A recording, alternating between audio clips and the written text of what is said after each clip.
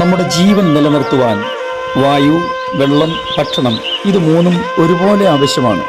ഭക്ഷണം അമിതമായാൽ അത് നമ്മെ രോഗിയാക്കി തീർക്കുകയും പിന്നത്തേതിൽ ആയുസ്സിന് മുമ്പ് മരണത്തിന് കീഴടങ്ങേണ്ടി വരികയും ചെയ്യും എന്നുള്ളത് എത്ര പേർക്കറിയാം? ഇന്ന് ലോകം നേരിട്ടുകൊണ്ടിരിക്കുന്ന ഏറ്റവും വലിയ വിപത്തുകളിലൊന്നാണ് ഒരു ഭാഗത്ത് കുറേ ആളുകൾ പട്ടിണി മൂലം മരിക്കുന്നു. അപ്പോൾ തന്നെ മറ്റു ചിലർ ആഹാരം അമിതമായി ഉപയോഗിക്കുന്നത് കൊണ്ട് അല്ലെങ്കിൽ അമിത ആഹാരം മൂലം രോഗിയായിത്തീരുകയും മരണത്തിന് കീഴടങ്ങുകയും ചെയ്യുന്നു എന്നുള്ളത്. പല ആളുകളും ഉപവാസം അനുഷ്ഠിക്കുന്നുണ്ട്. അത് ആരോഗ്യത്തിന് നല്ലത് തന്നെയാണ്. എന്നാൽ ഒരു ദൈവ പൈതൽ, ഒരു ക്രിസ്ത്യാനി എന്തിനാണ് ഉപവസിക്കേണ്ടത്?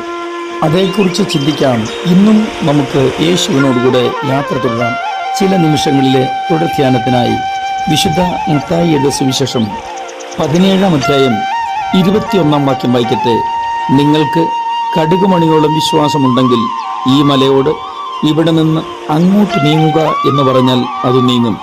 നിങ്ങൾക്ക് ഒന്നും അസാധ്യമാവുകയില്ല. എങ്കിലും പ്രാർത്ഥനയാലും ഉപവാസത്താലുമല്ലാതെ ഈ ജാതി നീങ്ങിപ്പോകുന്നില്ല എന്ന് ഞാൻ സത്യമായിട്ടും നിങ്ങളോട് പറയുന്നു എന്ന് പറഞ്ഞു. അത്ഭുതം കാണാനും അത്ഭുതം കേൾക്കാനും അത്ഭുതം നമ്മുടെ ജീവിതത്തിൽ സംഭവിക്കുന്നതുമൊക്കെ നമുക്ക് വലിയ ഇഷ്ടമാണ്. ക്രിസ്തുവിലുള്ള വിശ്വാസം മുഖാന്തരമായി അത്ഭുതം നടക്കുമെന്നുള്ളത് വെറും സാധാരണ കാര്യമാണ്. അതിനകത്ത് യാതൊരു അസാധാരണത്വവുമില്ല. വിശ്വസിക്കുന്നവരാൽ ഈ അടയാളം സംഭവിക്കും എന്ന് തന്നെയാണ് കർത്താവ് പഠിപ്പിച്ചിരിക്കുന്നത്. ആയുസ് വർദ്ധിപ്പിക്കാനുള്ള ഒരു ആയുധമല്ല നമ്മുടെ ഉപവാസം എന്ന് പറയുന്നത്. ഭക്ഷണത്തിന്റെ ക്രമീകരണം കൊണ്ട് ഒരുപക്ഷെ നമ്മുടെ ലഭിച്ചിരിക്കുന്ന ആയുസ് ആരോഗ്യത്തോടെ നിലനിർത്താൻ കഴിഞ്ഞു എന്ന് വന്നേക്കാം. ശാസ്ത്രീയമായ പഠനങ്ങളും അതാണ് നമുക്ക് മനസ്സിലാക്കി തരുന്നത്. കാലിഫോർണിയ യൂണിവേഴ്സിറ്റിയിലെ ഒരു ലബോറട്ടറിയിൽ വളർത്തിയ 3 എലികളുടെ കഥ ഇങ്ങനെയാണ്. ഒന്നാമത്തെ എലിക്ക് ആവശ്യത്തിൽ അധികം ഭക്ഷണം കൊടുത്തു.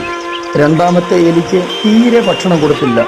മൂന്നാമത്തെ എലിക്കാകട്ടെ മിതമായ ഭക്ഷണം കൊടുത്തു. ഒരേ സാഹചര്യത്തിലും അനുഭവത്തിലും കാലാവസ്ഥയിലുമാണ് ഇതിനെ 3നെയും വളർത്തിയത്. എന്നാൽ ഭക്ഷണം മാത്രം വ്യത്യസ്ത അളവുകളിൽ കൊടുത്തുകൊണ്ടേയിരുന്നു. അമിതമായി ഭക്ഷണം കഴിച്ച എലി അധികം തടിച്ചു, ആദ്യം ചത്തു. ഭക്ഷണം തീരെ കിട്ടാത്ത എലി രണ്ടാമത് ചത്തു. മിതമായ ഭക്ഷണം കൊടുത്ത മൂന്നാമത്തെ എലിയാണ് കൂടുതൽ കാലം ജീവിച്ചത്. ഈ പരീക്ഷണം നടത്തി വിജയിച്ച ഡോക്ടർ റോയ് വാൽഫോർഡ് മനുഷ്യന്റെ ആഹാരശീലവും ആയുസ്സും തമ്മിൽ ബന്ധമുണ്ടെന്ന് കണ്ടുപിടിച്ചിട്ടുണ്ട്. ആഹാരത്തിലെ കലോറി മൂല്യം കുറച്ചിട്ട് മനുഷ്യന്റെ ആയുസ് കൂട്ടാമെന്ന് മെറിലാൻഡിലെ നാഷണൽ ഇൻസ്റ്റിറ്റ്യൂട്ട് ഓഫ് ഏജിംഗ് നടത്തിയ മറ്റൊരു പരീക്ഷണത്തിലും തെളിയിച്ചിട്ടുണ്ട്. എന്നാൽ സഹസ്രാബ്ദങ്ങൾക്ക് മുമ്പ് തിരുവചനത്തിൽ ഇതേക്കുറിച്ച് ചില കാര്യങ്ങൾ പരാമർശിച്ചിട്ടുണ്ട്. ഉപവാസം എന്ന വാക്കിന് ദൈവത്തോട് അടുത്തിരിക്കുക എന്നോ ദൈവത്തോട് കൂടെ വസിക്കുക എന്നോ ആണ് അർത്ഥം. വിശ്വാസ സമൂഹത്തിൽ ഒരിക്കലും ഉപവസിക്കാത്ത ആളുകൾ നന്നേ കുറവാണ്. നമ്മുടെ കർത്താവ് തന്നെ 40 ദിവസം ഉപവസിച്ച് നമുക്ക് മാതൃക കാട്ടിയിട്ടുണ്ട്. ഒരു വിശ്വാസിക്ക് ഉപവാസം എന്നത് അവശ്യം വേണ്ട ഘടകമാണെന്നാണ് തിരുവചനത്തിൽ നിന്നും നമുക്ക് മനസ്സിലാക്കാൻ പറ്റുന്നത്. ഞാൻ ആദ്യം സൂചിപ്പിച്ചതുപോലെ നമ്മൾ ഉപവസിക്കുന്നത് ആയുസ് വർദ്ധിപ്പിക്കുവാനോ ശാസ്ത്രീയമായ ഈ കണ്ടുപിടുത്തത്തിന്റെ പിൻബലത്തിൽ മുന്നോട്ട് പോകാനല്ല, മറിച്ച് എന്തിനാണ് ഉപവസിക്കേണ്ടതെന്ന് കർത്താവ് തന്നെ പറഞ്ഞു തന്നിട്ടുണ്ട്. ശിഷ്യന്മാരോട് കർത്താവ് പറഞ്ഞത്, നിങ്ങൾക്ക് വിശ്വാസമുണ്ടെങ്കിൽ ഈ മലയോട് നിങ്ങൾ പറയുന്നത് പോലെ പറയുന്ന സ്ഥലത്തേക്ക് നീങ്ങിപ്പോകും. നിങ്ങൾക്ക് യാതൊന്നും അസാധ്യമാവുകയില്ല. എന്നാൽ നിങ്ങളെ അലട്ടുന്ന പൈശാചിക ബന്ധനങ്ങൾ അത് മാറിപ്പോകണമെങ്കിൽ വിശ്വാസത്തിന്റെ വാക്ക് പറഞ്ഞാൽ അത് മാറിപ്പോകുകയില്ല. ഇങ്ങനെയാണല്ലോ ആ വാക്യം എഴുതിയിരിക്കുന്നത്. എങ്കിലും പ്രാർത്ഥനയാലും ഉപവാസത്താലും അല്ലാതെ ഈ ജാതി നീങ്ങിപ്പോകുന്നില്ല എന്ന് ഞാൻ സത്യമായിട്ടും നിങ്ങളോട് പറയുന്നുവെന്ന് യേശുതമ്പുരാനാണ് പറഞ്ഞിരിക്കുന്നത്. ഈ ജാതി എന്ന് വെച്ചാൽ അതിൻ്റെ അർത്ഥം ഏതെങ്കിലും വിഭാഗം ആളുകളല്ല, മറിച്ച് നമ്മെ തകർക്കുമെന്ന് വെല്ലുവിളിക്കുന്ന ഇരുട്ടിന്റെ ശക്തിയായ പിശാചിനെ കുറിച്ചാണ് പറഞ്ഞിരിക്കുന്നത്. നമ്മുടെ സകല നന്മകളും ചോർത്തിക്കളയുന്നത് പൈശാചിക മണ്ഡലമാണെന്ന് തിരിച്ചറിയുന്ന പ്രിയപ്പെട്ടവർ, ദൈവവചനം വിശ്വാസയോഗ്യമാണെന്ന് തിരിച്ചറിയുന്ന വിശ്വാസികൾ, ഇത് അവഗണിക്കാതെ ജീവിതത്തിൽ നേരിടുന്ന പരാജയങ്ങളെ ജയമാക്കി തീർക്കുവാൻ മറ്റൊരു കുറുക്കുവഴിയും പോകേണ്ട ആവശ്യമില്ല. നിങ്ങൾ ഉപവസിച്ച് പ്രാർത്ഥിച്ചാൽ മാറാത്ത ഒന്നുമില്ല നിങ്ങളുടെ ജീവിതത്തിൽ. ഇത് ബൈബിൾ പറഞ്ഞിരിക്കുന്നു.